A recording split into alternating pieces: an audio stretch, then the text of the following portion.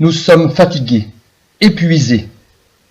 Il y a des miettes partout, des petits restes de poussière, de traces de départ et d'entrée, des bouts de morceaux de rien dont on ne sait plus à quoi ils appartiennent.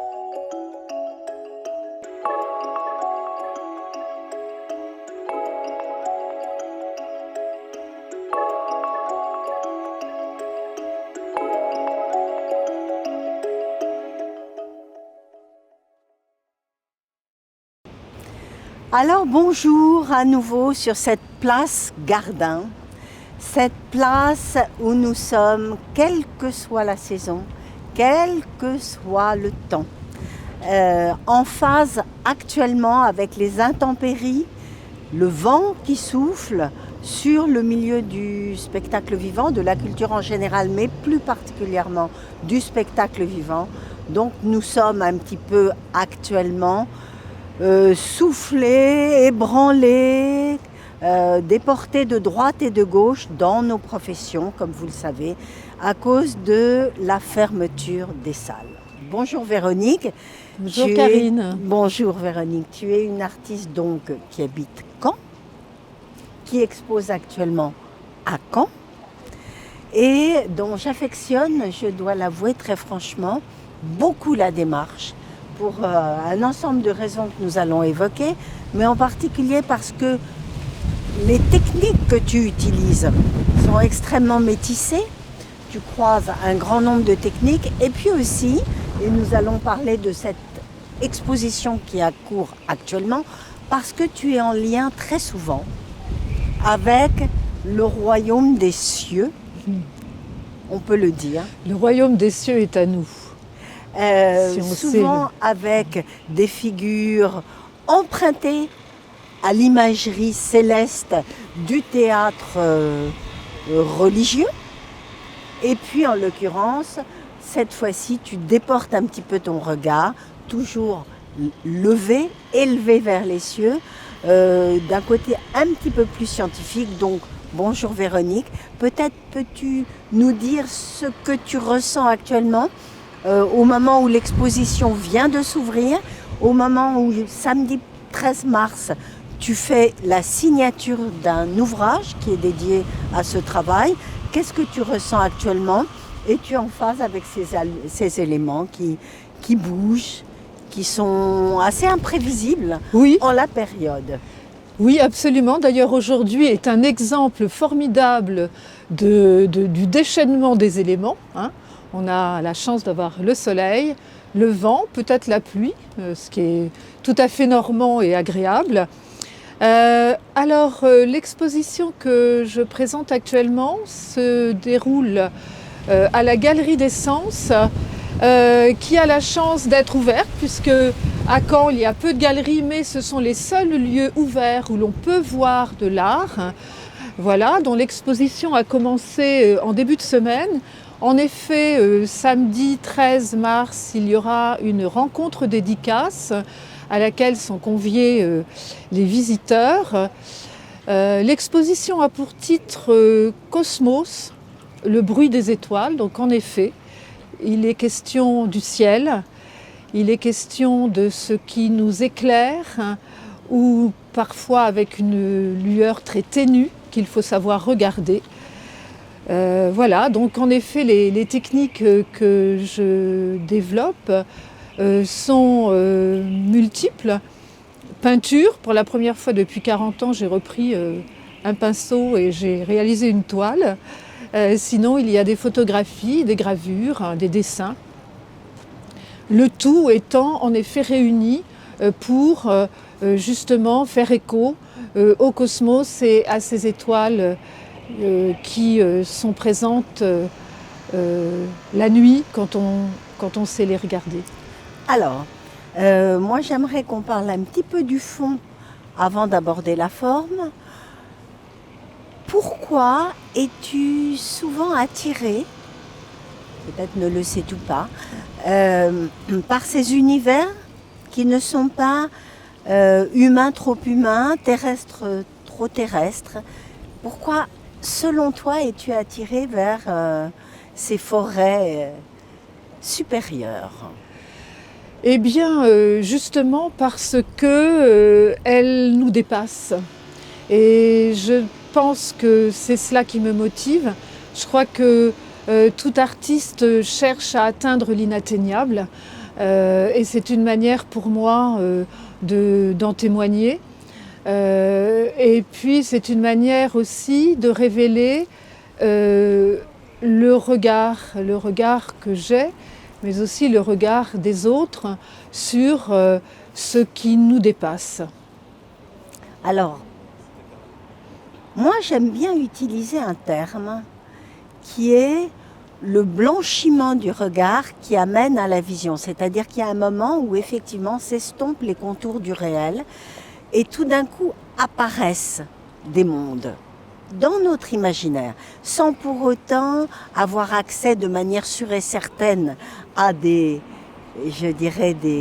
connexions suprahumaines ou para-humaines. Il y a quelque chose dans l'imagination qui, à un moment, fait que tout ce qu'il y a comme empreinte de la réalité dans notre pensée et dans notre vision intérieure s'estompe. Est-ce qu'il y a de ça dans ton travail, de ce que les religieux appellent la vision, de ce que les opticiens appellent aussi la vision? Qu'est-ce que, selon toi, cette particularité du regard intérieur qui correspond à ce mot de vision? Ce qui opposerait éventuellement, et je te laisse la parole, la vue et la vision. Oui, absolument. La vue et la vision. La vue a quelque chose qui sous-entend un organe qui permet d'accéder à la vue. Et la vision est plus cette particularité du regard. Et le regard est, en l'occurrence, immatériel. Je dirais le regard émane plus de l'esprit, même s'il est véhiculé en effet par la vue. Et c'est cela précisément qui m'interroge depuis de nombreuses années, puisque au cœur de ce travail, j'interroge l'image. Et je me suis toujours posé la question de ce que c'était que l'image, cette image qu'on a face à soi. Est-ce que cette image nous révèle quelque chose ou au contraire, est-ce qu'elle est une illusion ? Puisqu'on sait que l'image n'est pas la réalité. Donc c'est un peu ceci qui est interrogé. Et alors le cosmos, là, c'est une image infinie. Et donc elle est encore plus questionnante pour moi. Et puis elle dépasse le contexte spécifiquement humain, même si les humains, depuis la nuit des temps, ont passé leur temps justement à interroger le cosmos, l'espace, ce qui fait que peut-être qu'ils sont là. Alors là c'est le vent se déchaîne. Je ne sais pas si on va pouvoir. Je ne sais pas si on nous entend toujours.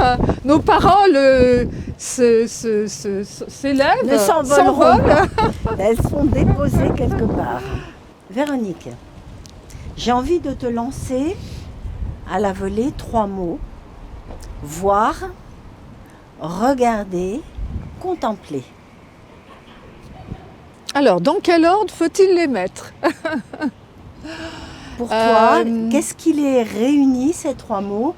Qu'est-ce qui les sépare ? Moi, je pense que ce qui les réunit, c'est l'œil. Voilà. Il me semble. Qu'il soit organique ou spirituel. Et puis après, ce qui les sépare, c'est la densité de pensée ou la densité d'esprit qui interfère dans ces 3 mots-là. Dans le mot contempler, il y a peut-être plus de présence de l'esprit que dans le mot regarder. Dans le mot voir, eh bien, il y a aussi ce mot de voyant qui est celui qui regarde au-delà des choses. Et donc regarder, c'est peut-être plus physique. Alors, la voyance et la vision, curieusement, sont liées en ce que celui qui les pratique perce l'opacité du moment à venir, dont on ne sait rien a priori, par rapport auquel on peut aujourd'hui émettre des statistiques, mais il y a cette dimension qui met au défi le destin. La vision permet effectivement une sorte d'envol vers une métamorphose, une mutation possible. La voyance permet effectivement la prédiction. Quand on choisit, comme tu le fais, de s'exprimer à travers des images, est-ce que, selon toi, on le fait par goût, d'une sorte de chaîne de signifiants qu'on assimilerait à une dimension symbolique? Est-ce qu'on le fait justement pour faire un pied de nez, ou faire la nique, si je puis dire, à l'enchaînement trivial des échanges entre les êtres humains, linguistiques au sens du vocabulaire parlé ou du vocabulaire écrit? Est-ce qu'on ne le fait pas justement pour tout d'un coup se projeter dans une sorte de grammaire qui est d'ailleurs certainement utilisée depuis la nuit des temps par ceux qui veulent séduire et convaincre, y compris aujourd'hui et depuis assez longtemps les publicitaires? Il y aurait quelque chose comme ça. On parle de l'anagramme image-magie, mais dans le rapport au choix d'un plasticien pour justement ce médium qu'est l'image, est-ce qu'il n'y a pas la volonté, une fois de plus, de défier l'enchaînement logique et cohérent de l'articulation des signes dans le langage parlé? Oui, alors le langage parlé peut effectivement intervenir dans l'image, mais ce n'est pas ce qui me motive en l'occurrence. Je dirais que l'image, elle est plus justement liée à, même si elle part d'une réalité, de toute façon, elle est une transformation de cette réalité puisqu'elle passe par le regard de celui qui l'a construit. Et celui qui l'a construit, qu'il soit photographe, qu'il soit peintre, qu'il soit cinéaste, qu'il soit peut-être chorégraphe, parce que je crois que le chorégraphe, au travers le mouvement des corps, crée aussi des images. Et là, il y a quelque chose qui va bien au-delà d'un langage spécifique.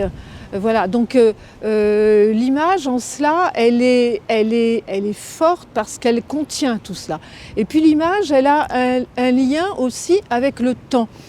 Il se trouve que dans les pièces que je présente dans l'exposition Cosmos, le bruit des images, j'ai eu l'occasion de croiser dans un petit marché, une petite brocante, des vieilles pas des diapositives, des négatifs sur verre. Des négatifs sur verre qui dataient de la fin du 19e siècle. Et je me suis empressée d'aller voir ce que révélaient ces négatifs, et je me suis aperçue qu'il y avait des figures de femmes, en l'occurrence, extrêmement altérées par le temps. Et il y a quelque chose qui s'est envolé. Ah oui, j'ai cru que c'était le micro. Mais et ceci m'intéresse justement parce que l'image là, elle donne à voir autre chose que l'intention qui était mise au départ, qui était de saisir une photographie d'un personnage. Donc voilà, l'image, elle porte en elle cette part d'indicible qui va bien au-delà du langage. L'indicible, formidable façon de résumer effectivement ce pourquoi nous donnons notre vie à produire des objets qui sont très très très très éloignés de ces objets qui nous permettent de communiquer de manière triviale et quotidienne. Effectivement, je crois que ce qui nous relie tous, tu parlais des chorégraphes, évidemment, nous faisons des images puisque la danse se regarde. On ne touche pas les danseurs, on ne met pas la main sur leur cœur pour savoir s'ils battent. Alors, cet indicible m'amène à te poser une question, puis ensuite on en viendra à la forme, si je veux dire. Selon toi, qu'est-ce qui signifie dans une image ? Est-ce que tu te poses parfois la question ? Tu abordes un thème, là en l'occurrence le cosmos, tu veux peut-être dire des choses, peut-être tu sens que tu veux aborder ce thème, mais tu ne sais pas que tu veux dire des choses ou quelle chose tu veux dire, mais selon toi, par quel canal du sens passe dans une peinture, dans une photographie, dans une image ? Eh bien, tout se joue là autour de la présence et de l'absence. Présence de celui qui regarde, absence de celui qui a produit l'image. Et ça m'a toujours passionnée.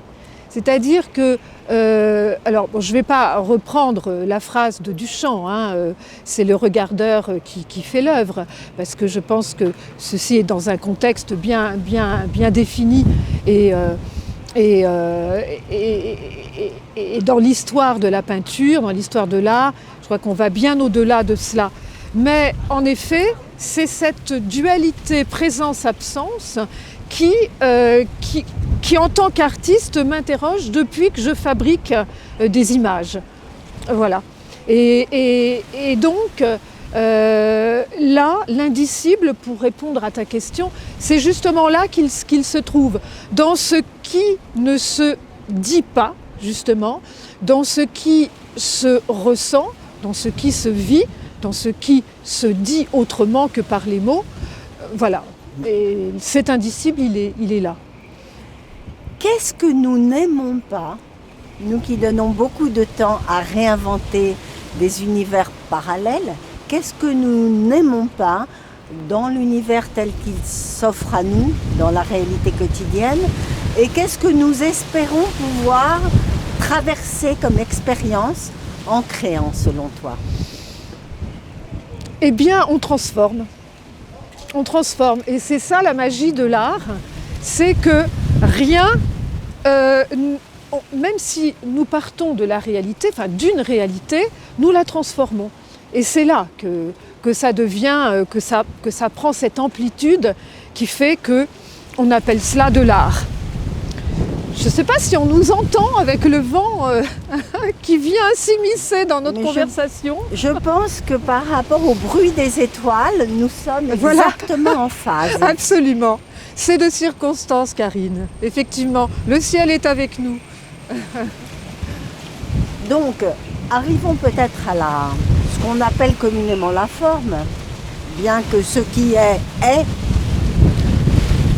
à tous les endroits physiquement, magnétiquement, ondulatoirement, tout ce qui est. Difficile de séparer ce qui est communiqué de l'onde qui porte l'objet de la communication. Mais si on arrivait maintenant à évoquer les techniques que tu utilises, et si on reliait cette problématique des techniques, à la question du sens. Est-ce que tu parlais de ces daguerreotypes ? Ce sont des daguerreotypes ? Alors ce sont des négatifs sur verre, ce ne sont pas des daguerreotypes, ça vient après. D'accord, ce sont des négatifs sur verre, mais qui ne sont pas de cette technique première de la photographie. Qui ressemble beaucoup. Alors question, la photographie a fait ses débuts dans l'histoire de l'art ou de l'image en noir et blanc. Qu'est-ce que la couleur pour un plasticien ? Qu'est-ce que la non-couleur ? Qu'est-ce que la transparence ? Qu'est-ce que le blanc ? Qu'est-ce que le gris ? Qu'est-ce que le noir ? Qu'est-ce que Kandinsky disait que le vert est l'équivalent du gris, une sorte de couleur neutre. Toi, avec l'expérience qui est la tienne, qui croise une fois de plus différentes techniques, qu'est-ce que tu aurais à dire du rapport entre le sens et la couleur ? Eh bien, la couleur, je dirais presque la couleur, c'est la vie. Voilà. Et le noir et blanc, justement, c'est une, comment dirais-je, c'est une mémoire. Le noir et blanc est peut-être plus la mémoire de ce qui se donne à voir que, et donc de la vie quand elle est saisie par l'appareil photo. En l'occurrence, les photos que j'ai trouvées, ces négatifs sur verre, ils sont en noir et blanc. Et alors, il se trouve qu'en voulant les révéler, en les révélant en positif, j'ai voulu accentuer le contraste et là, étonnamment, certaines couleurs sont apparues. Donc en exacerbant finalement ce que révèle l'image, il y a des couleurs qui apparaissent, même si elles ne sont pas multicolores, on reste quand même dans la monochromie, mais il y a des allusions au bleu notamment, de la présence du bleu qui évidemment me fait tout de suite faire voisiner ces images aux images cosmiques que j'ai réalisées au travers la peinture, la gravure, le dessin, etc. Et il y a vraiment une sorte de fusion, enfin je la vois très nettement, entre ces images et les vues du cosmos que j'ai reconstituées. Et ces images sont d'autant plus proches de certaines visions de ciel étoilé que sur la photographie, il y a des taches qui se sont qui sont apparues avec le temps, il y a des rayures, il y a des imperfections et qui font comme des petites constellations que je peux mettre en lien avec les visions stellaires que j'ai reconstituées. Alors il y a beaucoup de choses dans ce que tu viens de dire. Je retiendrai tout d'abord que tu associes la mémoire et le souvenir à l'absence de couleur. Je ne dirais pas au noir et blanc, mais à l'absence de couleur. C'est étrange parce que lorsqu'on ferme les yeux, je pense qu'on revoit les scènes en couleur, mais peut-être que cela varie d'un esprit à l'autre, d'un individu à l'autre. Est-ce que Véronique Sablery se souvient en noir et blanc ? Je me souviens plutôt en couleur, parce qu'en effet, il y a des couleurs... je rêve en couleur, par exemple, ça j'en suis sûre, je suis certaine de ça. Cependant, le souvenir ancien, et quand je feuillette les albums de photos de famille, je vois des photos en noir et blanc. Et donc ce noir et blanc est très souvent lié au souvenir, justement, à ce passé plus ou moins lointain. Passionnant. C'est-à-dire que les nouveaux médias, la photographie, qui a commencé effectivement dans un registre où la couleur était absente, ou une couleur relativement unique et monochrome. Donc la photographie agirait sur nos perceptions et ces mécanismes intérieurs que nous pratiquons à notre époque, comme l'humanité les a pratiqués depuis la nuit des temps. Mais comme la photographie est arrivée à un moment récent de l'histoire de l'humanité, on peut dire qu'aujourd'hui, on associe souvenir, mémoire à album photographique. Ça, c'est véritablement extrêmement intéressant ce que tu dis là. Alors, l'autre question que j'ai envie de te poser, tu parlais de ces taches qui sont apparues sur ces plaques. Donc, évidemment, on ne peut pas s'empêcher de se souvenir qu'à la fin du XXe siècle est apparue une évidence, aujourd'hui qui apparaît comme une évidence, mais malgré tout qui a été une révolution, le micro et le macro. Puisqu'en fait, lorsque tu évoques le cosmos, tu es complètement dans une dimension macro, d'un univers infini et extrêmement grand par rapport à l'étroitesse de notre existence physique. Et tu évoques ces petites taches sur tes plaques. Qu'est-ce que tu aurais à dire, on a parlé de la couleur, justement de l'échelle dans la représentation plastique, dans la mesure où un être humain ne peut tendre les bras par-delà une certaine limite. Quelle amplitude le peintre, le plasticien, quelle amplitude gestuelle a-t-il pour dépasser les limites physiques de son travail manuel, de son travail corporel? Alors justement, c'est avec cela qu'il joue, c'est-à-dire qu'il va faire fi Et c'est là toute je dirais la force, au travers certaines techniques, bien sûr, de ce qu'on pourrait appeler l'échelle. C'est-à-dire qu'on peut faire voisiner une vision macroscopique et une vision microscopique dans l'image qui apparaîtra. On parle voilà encore à nouveau d'image.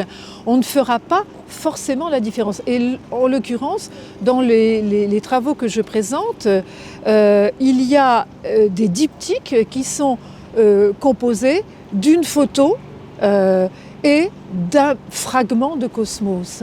Et mises l'une à côté de l'autre, il est très compliqué de considérer la dimension qui les sépare, parce que là, elles sont réunies au travers l'image qui les fait fusionner. Voilà. Donc l'artiste est un grand manipulateur. Est-ce que tu rêves parfois de faire des œuvres microscopiques encore plus petites que ce qu'on appelle un petit format, c'est-à-dire vraiment très très très infiniment petites, au point qu'on les chercherait comme des poussières d'œuvres. Je ne sais pas si des plasticiens se sont intéressés à ça, mais c'est cette notion d'étoile et de bruit des étoiles qui m'y fait penser. Et ou éventuellement à l'inverse, est-ce que tu rêves comme certains plasticiens aujourd'hui qui font des œuvres monumentales, grandes comme des travaux d'architectes quasiment. Est-ce que tu rêves, toi, Véronique Sablery, de jouer sur des échelles extrêmes? Et sinon, en général, dans ta peinture, quel format est-ce que tu privilégies? Alors, pour parler de l'infiniment petit et des œuvres microscopiques, j'ai travaillé avec de la cendre. À un moment donné, j'ai travaillé avec vraiment de la cendre extrêmement, des poussières en fait. Et d'ailleurs, j'avais intitulé ces travaux-là « Poussières », que j'avais emprisonné entre des plaques de verre, justement parce que c'est tellement volatile que voilà, ça disparaît. Quant à l'infiniment grand, oui, mais alors là, il faudrait que ce soit vraiment très très grand. Je pense, par exemple, à la dimension, spatiale des astronautes, par exemple. Et là, c'est quelque chose de monumental qui s'offre à nous. Donc voilà, j'aime bien ces deux extrêmes parce que effectivement, il y a des liens et c'est à nous de les faire entre ces deux univers-là. Alors, pour faire des œuvres monumentales, je pense qu'il y a des contraintes économiques de fabrication. Est-ce que, et nous terminerons sur cette problématique, est-ce que tu penses qu'aujourd'hui, le marché de l'art est adapté à la vision très multiforme, protéiforme des plasticiens? Est-ce que tu considères que les contraintes économiques sont devenues de réels freins vis-à-vis de la créativité telle qu'aujourd'hui on peut l'imaginer, ou au contraire, avec le numérique, avec finalement des outils à la portée de plus, je dirais pas de tous, mais d'un plus grand nombre, on arrive finalement à créer avec moins de protection du prince que par le passé? Oui, de toute façon, il y a toujours des artistes qui travaillent avec un caillou et deux bouts de ficelle et qui font des œuvres magistrales. Je pense que ce n'est pas la technique qui fait l'œuvre, c'est la puissance, je dirais, de l'artiste, la puissance créatrice de l'artiste. Alors après, effectivement, il y a des techniques extrêmement onéreuses qui impliquent que l'artiste soit riche, en tout cas au moins matériellement. Voilà. Après, je ne sais pas si c'est la richesse de la technique qui fait la valeur de l'œuvre. Sans doute pas.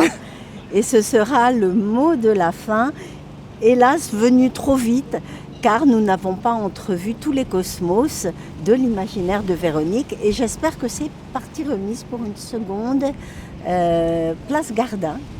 Avec grand plaisir, Karine. Une seconde entrevue avec Véronique Sablery.